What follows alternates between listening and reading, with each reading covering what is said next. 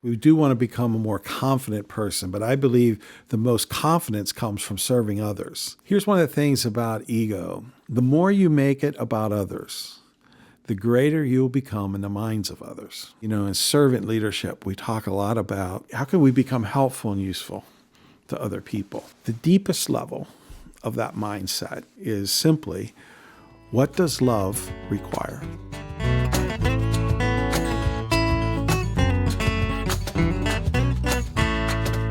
Welcome to the Clarity Compass podcast, and I'm delighted today we have a wonderful guest who's the author of the book, The Servant Coach, The People Side of Leadership Performance Coaching. Welcome, John Rodgers. Thank you, Greg. I'm delighted to be here. Well, John, I'm particularly excited that you are here because our topic today, because you're the author of The Servant Coach, and you've been doing this performance leadership training for people all over the world. So tell us what that is and tell us about your craft. I get to go all the way back and start from the beginning. Well, I don't know about that. Well, no, it's interesting because as a leader, top salesperson, and then I bought several franchises, I thought I was a servant leader. I thought I had it all going. Franchises of what? Franchise. So I had a Dale Carnegie. Dale Carnegie is an international organization. There's about 180 franchises in the world. 75 of them are in North America. And so I had franchises in Central PA, in Pittsburgh, in Las Vegas, in Milwaukee, in Cleveland, Ohio. And so we were doing a lot of business. We were top 5 in the world in franchises, and I was winning awards. I was thinking, man, I'm really good. The problem was I was about broke. I was up to my ears in debt. I couldn't quite figure out how could I be doing all this great things for people, winning awards, top line revenue. But at the end of the day, I was in great debt and wondering what in the world was going on. So Kevin Crone out of Toronto, Canada, walked beside me. He's an older gentleman, in about 2007, 2008. And he said, "Hey, I hear that you might be head of the Dale Carnegie Franchise Association, that might be in your future. And I was wondering if you wouldn't mind, maybe if I'd work with you a little bit." I looked at him, and it's the first time that I kind of thought about, do I need a coach? How could I, And so I said, "Sure, Kevin, great." He says, "Okay, when I get back to Toronto, I'll send you a note and we'll get started." And I'm all excited. I'm thinking, man, Kevin Crone, because he was somebody in the Dale Carnegie world that everybody looked up to. And the fact that he came and sought me out, I was quite honored, quite taken by it. And I'm thinking, I think Kevin might be able to help me. So sure enough, he called me. I remember it was in my office in Pittsburgh. I got this call.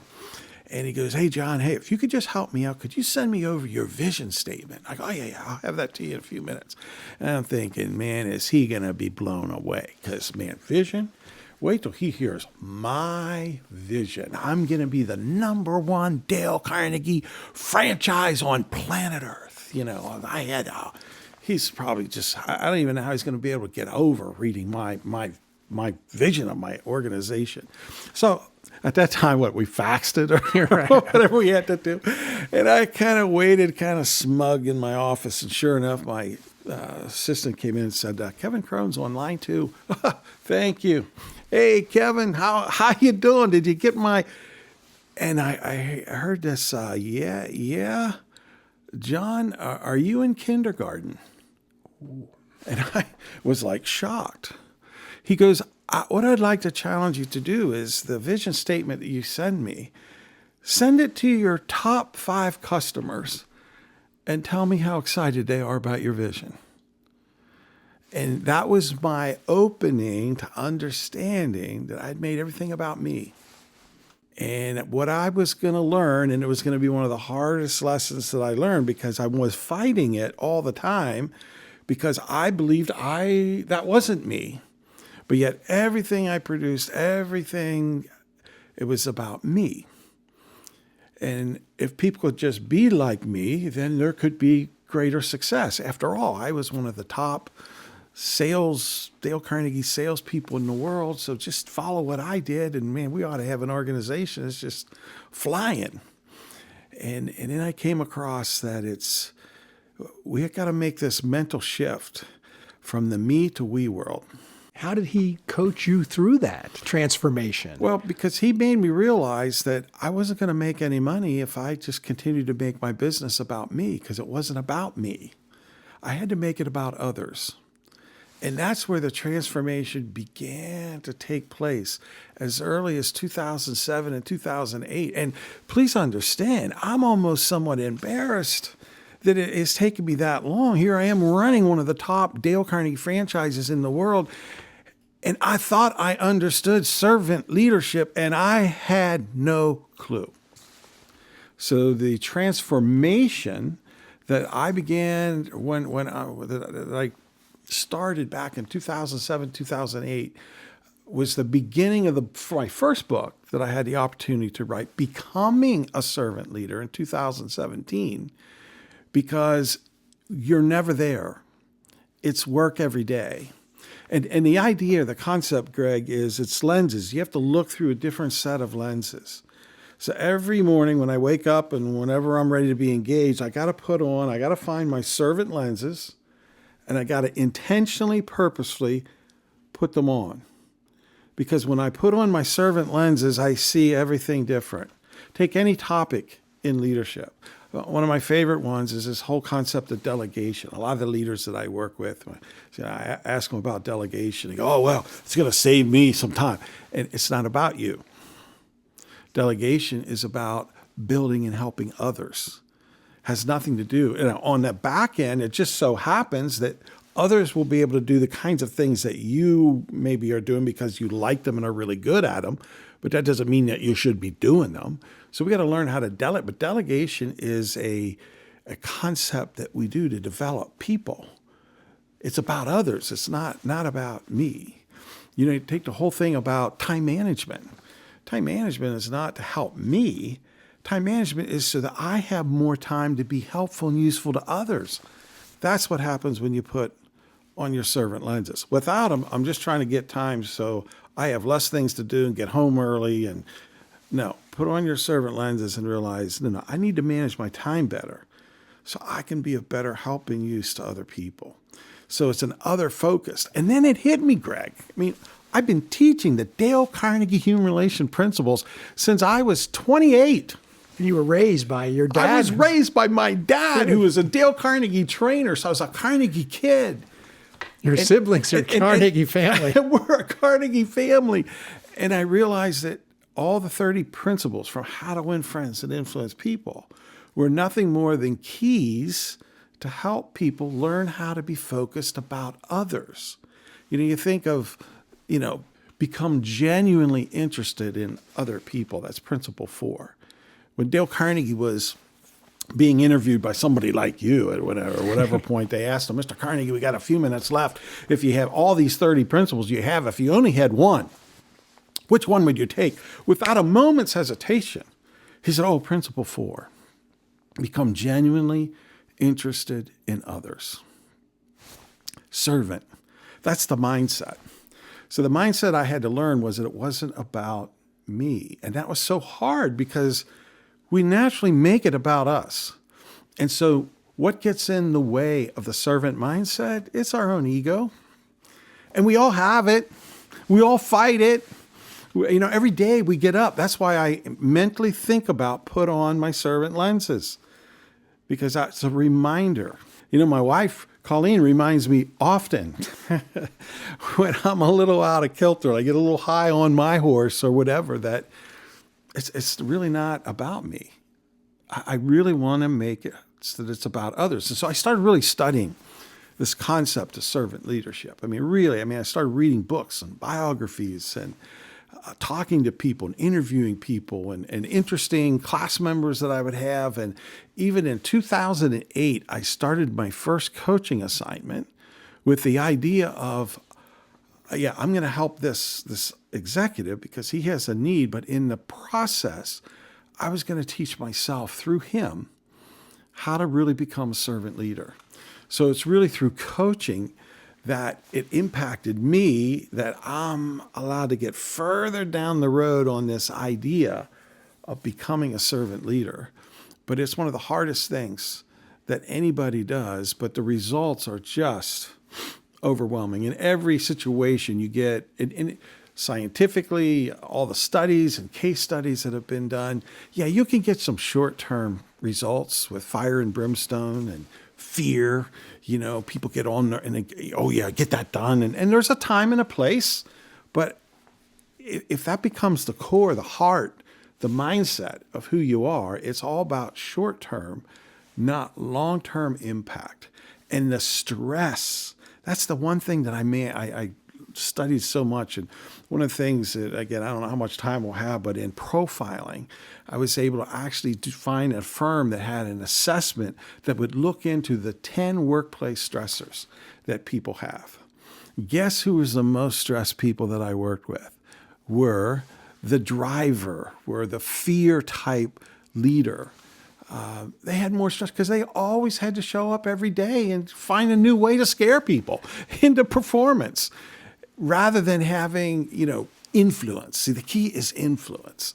Servant leaders can influence, and we influence based on what people think and feel. Thinking and feeling leads to behavior. Then that behavior will produce the results we want. The non-servant leader goes right to behavior and uses fear to make sure they do things so they get stuff done. But then when that stuff is done, they forget what they're supposed to do because they don't have any of the mental understanding of why. So the servant takes time from an influence standpoint. Where's my greatest ability to influence? My ability is to influence what somebody believes in their paradigms. That's how they think and feel. And if I can change how somebody thinks and feels, man, that's so much easier because then the behavior follows and the results. So every time that we're faced with a similar situation, and there are issues that happen in business, good, bad, and indifferent, but there's issues. We have to adjust. I don't have to retool and create fear, no, because I've created how people think and feel. They know exactly how to respond to get the consistent results that we want without me kind of like lording over them.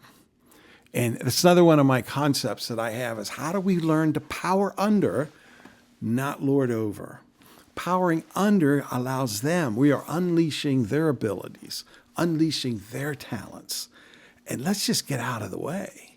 Let's be there and available as a sounding board, encouragement, to be able to give wisdom and insights, you bet. But we want to help them think and feel and work in a way that's going to produce the results that we're all looking for. Fascinating and wow is the Dale Carnegie upbringing. And you taught Dale Carnegie. Your siblings teach Dale Carnegie. Your dad taught it for decades. You mentioned the 30 principles, and those were keys. Yeah. Keys.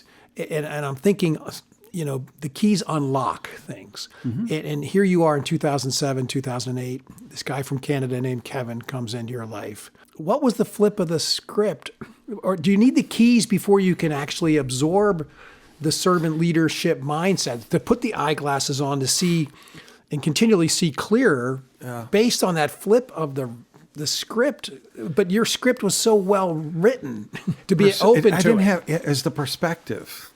You can read things and see things, but then when you change your perspective, how things change. For example, let's play a little visualization game. You're driving down the road, and you sense somebody's behind you, right? You kind of get irritated, especially when they ride right up on your bumper. Right. Well, okay, you're thinking, what is going on behind me here, right? And you have all the human relation principles. You got to, but why is this causing some anxiety? And suddenly on a double yellow going up a hill, this guy passes you, cuts you off. You have to hit your brakes, and you're just thinking, I can't believe this. And then maybe some road rage and some bad things, some gestures happen, and some words come out that we're not proud of. Now let's take the same scenario. Let's just change the paradigm. The paradigm, same circumstance. You still are initially irritated when the person comes up. You look in the window, and there is a mother and a 5-year-old girl turning blue, and she's hitting her on the back. Paradigm shift instantly everything shifts and changes for you. So for whatever reason, the timing was just so right. I was so frustrated because I thought, how could I not be, achieving some realm of profitability and feeling good about myself? Why was I just exhausted at the end of the week? I had to figure this out. And so to me, it was a combination of recognizing that I wanted something different and that I knew I had the potential. I just didn't, I was missing the perspective of what was going to make it. And that was the value of a coach. That's why I love coaching. Everyone needs a coach. Even the best of us need coaches, because coaches, and it doesn't mean they're like 10 light years ahead of us. They just walk along beside us and they just see things differently. And it's their perspective that can help you gain a new perspective that you didn't have before. Kevin walking beside me gave me a different perspective when he asked me to stop thinking about myself and from a business standpoint, just start thinking about your customers. How can you help them be more successful? What do we have? How can I, so that changed my whole sales philosophy to this idea where, and I mentioned in my latest book, the whole idea, if you're selling non-tangibles, stop selling. Let's start helping. And so I teach at Penn State leadership, and so I'm all ears here. And as you know, most people want to look for the cheat sheet, right, and the inflection point. And, the great Jim Rohn said, I'm going back to you in 2007, when you accepted Kevin's advice, Jim Rohn says there's philosophy, drives your attitude, drives your activity, drives your results, drives your lifestyle. And so are you saying that you were philosophically, based on results, based on exhaustion, you were open to a paradigm shift in philosophy? So it was the philosophy in thinking. It was the way you had to change your how I was operating thinking. system. Yep. So you tweaked your operating system. Yes. And is it as easy as you flipped it from me to we? No. You can do it mentally. Think about weight loss. We get on the scales and we're thinking, oh boy, I should lose about 20 pounds. When I get off the scales, is 20 pounds gone? No. It's going to take some work, isn't it? It's going to take 12 to 18 months. I'm going to fall off the wagon every once in a while. I have to get back on. It's going to be doing some things I don't like, some different things. But in time, I'm pretty excited about being able to do that. So you can make the mental understanding and then the hard work starts. And that's why you need a coach. Because the coach is also going to be an encourager. The coach is also going to hold the mirror up and laugh with you. And humor is a big part of making changes in one's life, because we're all funny people. Once we see the humor in that, it's a lot easier to be able to move forward.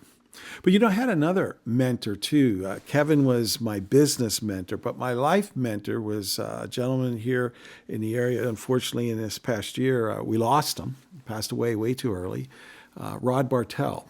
And Rod Bartell started a organization, Bartell & Bartell, which is still operating. I still use their assessment firms, do all my executive assessment. I believe the Bartell firm, I always call them, they're my small, high-end boutique executive firm that I love to use because the results are just so profound. But Rod told me early on that, John, there's 4 or 5 levels of how we lead within an organization. But the idea of, that level 1 is that dictator. And that's easy to do. Just give direct orders. I'm not looking for any feedback. Just start doing. Level 2 is the boss, where I'm the boss and you are not. I'll listen to you. There can be some communication up. But at the end of the day, hey, thanks for your thinking, but this is what we're going to do. Or we're going to do what you said, but we're only going to do it because I'm approving it. That kind of a level 2 guy. And then level 3 is the trap, which we talk about. And that's the buddy boss, or in my case, the parent-child. Because I just wanted to be the parent, because I had great success. If everybody would be successful like me and the little kids just sit under my feet, I would tell them, encourage them, discipline them, and, off we would go. And everybody, the problem with the parent-child, syndrome is that we all were kids in life, right? And I don't think any of us told our parents everything. And so in the business world, when we are a leader and we're a parent-child and we want everyone to be children under us, we've trained them to only give us what we want to hear. Now we're making decisions based on, I don't think we have all the information. No wonder I was missing a little bit. Or the buddy boss. This is even more of it because the buddy boss feels so good because I want people to like me and I want to be about other people. And we do things together and, it just feels good. But the problem with the buddy boss is there still has to be discipline and there still has to be corrective action. And then people begin to wonder, which guy are you? What happened to my buddy? Or are you just my boss? And then when they begin to wonder who's going to show up every day, then you got people looking, well, what kind of mood is Joe in today? Stay away from him. I was, one of the things I did as executive coach, a company I was working with bought a company in Arizona. They said, John, we have no idea what kind of leaders we have. We're really bad. We should have done due diligence on this, but we bought this company. Could you go down, run some workshops, interview some leaders, and tell us what we got? I go, okay. So I took Rod Bartell, and his assessments with me, and off I went. And I remember I walked in the door the first day, and the HR guy met me, Dave. And he goes, hey, John, how you doing? I go, good. He goes, today's probably not a good day to meet the president. I go, why not? He go, well, he's not in a very good mood. He kind of came in, avoided everybody, went in and shut his door. I go, really? I'm going to go see him. Because, right, what fun. How much fun could that be? And so I knocked at his door and opened it up. And he was at his desk. He goes, yeah. I go, hey, I'm John Rodgers. I was sent by, to come talk. He goes, oh, yeah. Come on in. I go, oh, are you sure it's okay? He goes, yeah, why not? I don't know. They're telling me you're in a bad mood. What's going on? He goes, I'm in a bad mood. I'm not in a bad mood. So I just remember laughing about that, but how I knew right away what we had. We had a level 3 organization because everybody was judging what was going on. And so it was fun. It was a fun day, but it's such a trap that we fall ourselves into. And it was a trap that I bought into. And again, we need to be all 5 of these levels. Let me just finish. Level 4 is the team leader. That's where we're working smarter together. And level 5 is what we call the servant leader or the transformational leader, where truly we are being helpful and useful, so we're unleashing the talents of other people. But there's a clear paradigm shift that takes between levels 3 and 4. And many people flirt with 4 and 5, and then they run right back because 1, 2, and 3 is about control. In all of our lives as leaders, we were taught we need to control. We need to manage, control, or whatever. But this 4 and 5, being helpful and unleashing and letting other people make decisions, is really uncomfortable for many leaders. Many of the leaders that I work with, one of the first things they want to go to work on is learning how to let go. They just, I don't know how to do that. I can't do that. So and then I see the stress and I see all the other things that happen. And so we got to learn how to let go and how to, as I say, we don't lord over, we power under. So those 5 levels of leadership, and we're going to toggle back and forth constantly. There's a time, with safety as an issue, a crisis, a customer crisis, we need to be a level 1 leader for a period of time. But we better not just stick there. And then we better be able to give reasons and understanding as to why we had to give that level of leadership. Level 2, boss, sometimes I have people toggle between 2 and 4. I would rather that and skip 3, but 3's the trap. We all end up there and we think we're doing right things, and it's really hard. And now these assessments, can you go in and score a leader? Score a company if they're a 3.3 or they're a 5.0 servant leader-led company or a football team? Or No, it's not quite that easy. The assessments are built around individuals. Now, there are some very good organizational assessments out there that you could get pretty close to having an understanding of what's going on within an organization. But I always found if you give me your top leadership team and I'm able to really do a deep dive assessment into not their temperament and personality styles. You get a really good feeling. But the most powerful way to know where leaders are, and that's what I do in my coaching, not only do I do the assessments, but I'm also going to do a feedback team of individuals, team of subordinates, peers, and bosses, and get a feel for how they like to, communicate with the organization and how they give direction and orders and insights and encouragement and motivation. So you learn really quick, really fast, what kind of leaders that you're dealing with. Well, I just spent a year finishing up my corporate innovation and entrepreneurship master's degree, and I graduate in 2 weeks. And so, way to go! Great, thanks. And certainly the Drucker famous quote that culture eats strategy for breakfast. Yeah. And the great companies that have a lot of innovation, it is culture driven. It is seemingly more servant leadership led. Yeah. Yet it all starts with leadership. Speak to that. Why wouldn't you want to have the economies of innovation tied to this approach to corporate leadership? Okay, help me understand again your question. The question is servant leadership, transformational leadership. It's good business. It's the most innovative companies. I did so many papers on. They had this type of leader with the servant heart. It wasn't the fear-based, top-down. You're not going to get innovation if you're crushing innovation under control. Right. We study 3M. We study Amazon. I mean, these seem to truly have a culture-driven, servant-hearted leadership, including the board of directors. It's Costco, Chick-fil-A. The more we study these companies, it's like overwhelming proof to me that why would you not go this way in a leadership strategy? Yeah. So let's just talk a little bit about that. There's been some confusion. I mean, I read, on the internet and books and things that people talk about servant leadership as a style of leadership.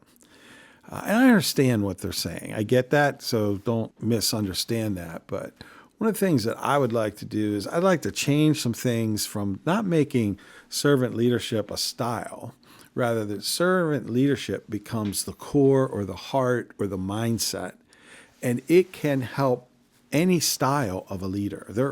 There are pluses and minuses and blind spots to every style of leadership. The servant heart will take away those blind spots and challenges that any style has. So, for example, if you're a driven style, you're loud, outgoing, let's go, kind of like give the pep talk that everyone envisions that the coach does in the locker room at halftime and people run through the walls. And that could be a style. That's more of a temperament. But let's use that for good. It is good when we're looking for urgency and cutting through all the red tape and getting things done. But it can be really hard when you run over people. You don't see the people side of it. Well, if I'm a servant and I'm that driver leader, the servant's going to make me understand that, hey, I want urgency. But beyond urgency, it's more important to be about the people. It's not about me. It's about others. So how can I stimulate and excite urgency in the realm of others? And other people have all different styles. So it's situational. Sometimes people think, the servant leader is a Mr. Soft guy that sits in the desk and everything is kind. And I don't know of another mindset that creates more accountability than a servant heart. Because it's not about me and it's not about you. It's about how are we helping others. And we need to be accountable to that. And then when we begin to hold ourselves accountable for those kinds of results, then in what ways can we together figure out the best path forward? So servant heart does get a bad rap because most people think it's soft. Yeah. But from my reading, Vince Lombardi, he had a servant heart. Yeah. And the players would go through a wall, but it was tough love. It was accountability. It was doing the right thing always. Yeah. But that is seen like nobody would ever assume Vince Lombardi was a servant-hearted leader. No, they wouldn't put that because they think the servant heart, I don't know where it actually has come from, but they think it's kind of a soft thing. As I began to study servant leadership, I saw nothing, I don't know of another form or another belief system that would create the urgency to get the results that both people are looking for, because it's got to be a win-win. It's not about me winning and you losing. And it's not about you winning and me losing. That's not servant leadership. So why is it so still misunderstood? Well, I think because we do look at, and we live in a world of sound bites. And short-term thinking. Short-term thinking, social media. Fear wins short-term. Yeah. Oh, yeah. You create enough fear and you'll have people do things. And there are times when that might be appropriate. Let's take parenting, for example. Sometimes fear is one of the most important things in parenting. You talk about manipulation. From a very high level, the servant leader is not about manipulating others, because that's not really what's helpful and useful to them. However, there are times and circumstances that if I want somebody to avoid something catastrophic, what might I do or say to have them avoid it? For example, I would have done and have done, I don't know exactly, my kids now are all old, but what would we do or say to keep our kids away from drugs that were going to be damaging to them, that just might be a blind spot to them and what they perceive as to be fun and just part of being a young person. So again, but it's the servant mindset that says, wait a minute, is that helpful? Maybe not short term, maybe long term. So there's where sometimes fear can be a piece of that, but I think it's such a small piece that I found more people buy. There's a lot of discussion in the world, and I mean, it can go either way. I know take sales, for example. Do people buy because of pain and fear, or do they buy because of excitement and future vision? I always bought into, I want to sell you on an exciting future vision of what could be versus, oh, look how horrible things are here and we need to fix things. See, you've never been a fan of the pain point selling. The pain point selling. It's never been, I get it, I understand it, and it is a process and it's a system, and I get a kick out of people that use it, and they do have results, so don't misunderstand. But in my world, I've always been able to sell more. And what about, again, society looking at where we are, the fear-based leader, the toxic, assertive, extroverted, they're rising to the top of every organization in many respects. They're statistically, they're getting the corner office quicker, faster, better than what I would think would be what we think is a servant-hearted leader. I would love to see the evidence on that. Again, sound bites, they make splashes. Do they stay? But I'm not sure. I would like to, I don't know what the research is on that. In my interactions with companies, I'm seeing about 1 to 5. One, the bombastic leader gets promoted, but there's 4 others that That's are just wonderful to hear. That's very steady, encouraging. People, hey, John, how can we work smarter, better together rather than working together alone? Well, back to sound bites, movie making, Alec Baldwin and Glenn Ross, what we see in these military movies, it's more the bombastic, ego-driven, toxic. We see it in college football. We see it in, like you said, maybe the sound clips and politics and everything else. It just seems like fear is winning, and the servant heart is losing. Yeah, it's interesting. I've developed a relationship with a guy who was in special forces most of his life and did some pretty nasty things with what he was called to do. And in interacting with him, I see there are moments when we don't have time to discuss. People are shooting at us, lives are in danger, those types of things. They talk about that's only like less than 1% of their existence that they train to get ready for that 1%. But all the other time is how do we get our minds around what it is that we're doing and why it is that we're doing. And I see such a servant heart and how he works with his team and how he worked with his team and how important they still are to him to this very day and how devastated he still is. And he stays in touch with the families that he's lost in combat. Because it was about people. It wasn't about winning the hill. And I know you're a fan of Cale Sanderson. Oh, yeah. We're going to talk Penn State wrestling. Well, is that the ultimate poster child of the servant coach? I've never met Cale Sanderson. I've read about him. I studied his news conferences. And I listened to some of his athletes, some parents of athletes that I've gotten to know. And that's kind of where I've gotten and also some of his assistant coaches I've talked with and I've gotten to know. And that's kind of the best. So I don't know Cale, but how he coaches and I really like the style. For example, when he's tried to be pinned down, hey, how many national championships do you, Cale, want to win? And how many wins in a row are you interested in winning and breaking on? What is the biggest record that he just goes, hey, he kind of looks at the camera like, I am so confused as to what you're even asking me. Because that's not the issue. The issue is how do we help our kids meet their goals? Now, that's the servant heart. Now, in that, there's a ton of time. There's a lot of discipline. There's a lot of tough love. I'm sure that,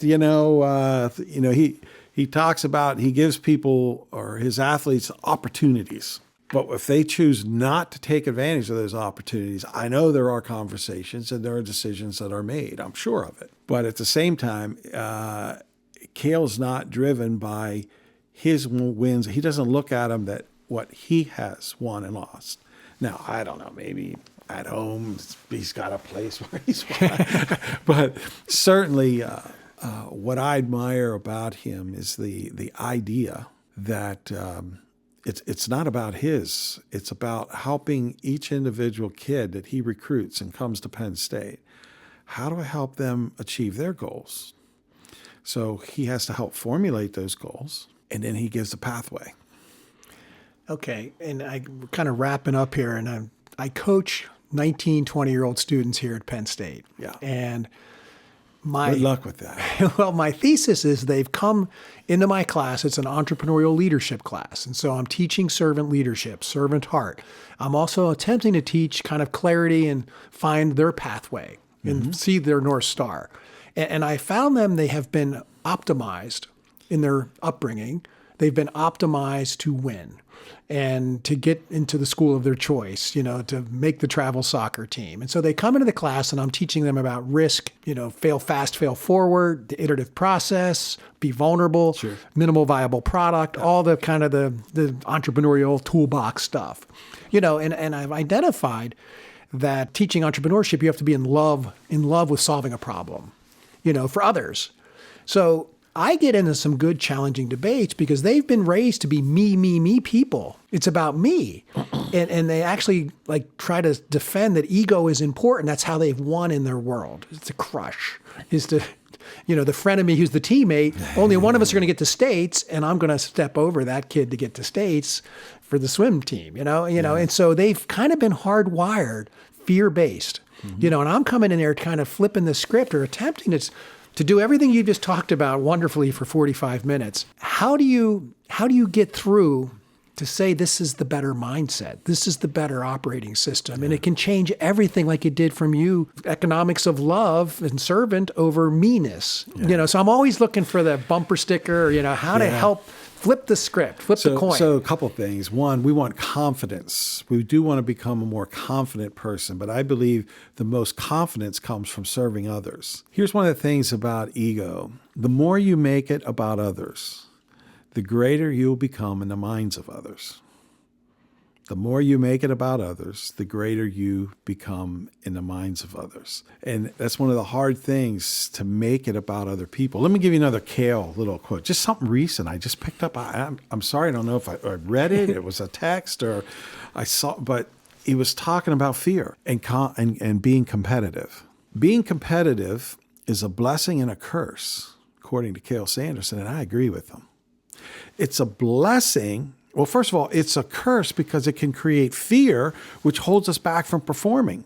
We get into matches and we get tight and we don't just let it loose and go because I'm afraid I'm going to lose. So I'm just going to sit here and stall. That's the curse. But if we use it as a blessing, we're going to take a look at everything that we're doing, from sleeping to eating, to getting to class, to working with teammates, to working on various techniques and drills and conditioning. If I'm competitive, I want to make sure everything that I'm doing is allowing me to achieve my goals. So that if I use competitiveness to help me achieve my goals, a blessing. If I use the competitiveness to make me tight and fearful, a curse. Let's make it a blessing. One other thought I would give you, and this is something that I've learned, to be honest with you, it comes a lot from my Christian faith. But the idea is, in servant leadership, we talk a lot about, putting on your lenses and seeing first, how can we become helpful and useful to other people? The deepest level of that mindset is simply, what does love require? What does love require? So someone comes in your office and just blows up, screams and yells and hollers. My first thought is, what does love require here? Oh, I could stand up and scream and yell because I'm higher level or I'm right. See, one of the catches, stop trying to prove that you're right. It's not about being right. It's about getting results. So when I look at somebody who's reacting and maybe it's so unfair and what they're saying is unreasonable and not fact-based, still have to respond to a human being. And the deepest level I can go is, what does love require in this time, in this situation? Now, my special force guy, at times, love requires violence. But in our world, in business and school and athletics and where we are, it's probably a little bit different. But the same things with your kids, raising your kids. The same thing with your spouse, with in-laws, wherever you are in life. What does love require? And it's different. It's very situational. But it's a mindset that takes it away from how do I think and what do I feel. One of Dale Carnegie's principles number 17, try honestly to see things from another person's point of view. Wow. Try honestly to see things from another person's point of view. What does love require? And Cale Sanderson's favorite word? Do you know it? I don't know. What is Gratitude. It? Gratitude, yes. He teaches these 19, 20-year-old wrestlers, who are the most competitive in the world, the gratitude. Yeah. How would you define what he's teaching there with this word gratitude? I don't maybe fully understand that word in context of this wonderful thing you said about love. Gratitude is a way of being thankful for all circumstances. We all are given things in life that are not fair. Life is not fair. Good things, bad things, and different things, illnesses, sicknesses, disappointments, losses, missed calls, all those things is part of life. But yet they can teach us. We can learn from them. So the idea is have a grateful heart, or how can I be thankful for all circumstances, not just the circumstances that I want, but for all circumstances. Again, it's a mindset. It doesn't just happen naturally. It has to be an intentional, purposeful thought. So if you go back to coaching, and one of my concepts in my coaching, and people ask me, how would you define coaching? Well, coaching is, in my opinion, what I do is it's a one-on-one, intentional interaction with another person's life to foster growth, foster development. But it's purposeful, it's intentional. And so gratitude is one of those important things that we can teach. In fact, it's one of the core factors of becoming a servant coach is to learn to be grateful. I have 7 B's in there. You have to go find out what my other 6 ones are. But one of them is be grateful. And it's what we're really talking about. How can I be, for all circumstances, think about that. I know you've had some exciting circumstances. And you've learned, Greg, how to be grateful for those because it's been life-changing for you. Yes, yes. And does that make you cry yet? The tears are coming? Well, no, in the age of AI now, with everything we've just talked about, sure, and this mindset, you've mentioned this word mindset, and boy, do I lock in on that word. K through 12 education, college education, mindset. Historically, we've taught mostly the head and the hands, and not the heart. Right. Most education does not talk a lot about this heart stuff we've just talked about in love. It's being an engineer, but now AI is taking over a lot of the hands and the head. Is this the renaissance of the heart in mindset education? What should we be teaching this? Well, this is interesting. I hadn't really thought about that, but that is true. One of the things that AI that doesn't have the emotional impact, right? When I talk about engagement with my executives, it's head, heart, hands. What I think, how I feel, what I do, and they have to be incongruent with each other. When it's out of congruency, we got issues. We got all kinds of problems. It's going to be really hard to serve others if we're out of congruence with what we think, how we feel, and what we do. And so it'll be fun. You talk about I'm grateful for AI and what it's going to teach us. One of the things that I've noticed right away with executives that AI has helped them position or give them ideas of how to position like difficult discussions. Type into your prompts that I'm getting ready to have on this and this. And I want it to be not that the AI is going to come with the perfect thing that you ought to say or write. They give you some ideas, some guardrails. Right. I think that can be helpful. But at the end of the day, it's what does love require? And that's the one thing I think we can beat AI at as humans. And so I think everything we're talking about, why we have the Clarity Compass podcast is my thesis is this type of discussion and this kind of mindset and this kind of teaching and training is going to become more important in the age of AI. Yeah. In education, and my class is more about this kind of mindset and has been really since 2007 because we use your book, John. We use your Level 5 book. Thank you, Greg. During our quizzes, they have to know who John Rodgers. Go on to Amazon and grab it. The Level 5 leadership is the servant leader all the way to studying Robert Greenleaf, who I guess coined the term. Yes, he did. So, John, this has been an amazing session. I thank you to come in and talk about all of this wonderful topic. So thank you, John. Anytime. Well, before we leave, though, anything we missed, anything you want to share with the audience? No, I just would mention the book that I have out, The Servant Coach, 3 parts. One is the mindset of the servant coach is the first third of the book, which is also what we want to emulate for people that we are coaching. The second part is there's a process of coaching that I've discovered that really is helpful and useful to others. I use it one-on-one with executives, but it could also be some keys and people understanding how they would coach internally with other people. And then the last third of the book is simply about how to sell non-tangibles, which is to stop selling and start helping. What a surprise, right? So anyway, I found people so far, it's been kind of exciting. And I understand it's going to be in the Hudson bookstores starting December the 10th. That's great. You can buy it on Amazon. I bought my copy, and it also has a corresponding workbook, which is amazing. Yep. So thank you, John. I really appreciate you coming in. Thank you. Appreciate it. This has been an episode of the Clarity Compass. Thanks for listening, and thank you, John Rodgers, for a wonderful hour together.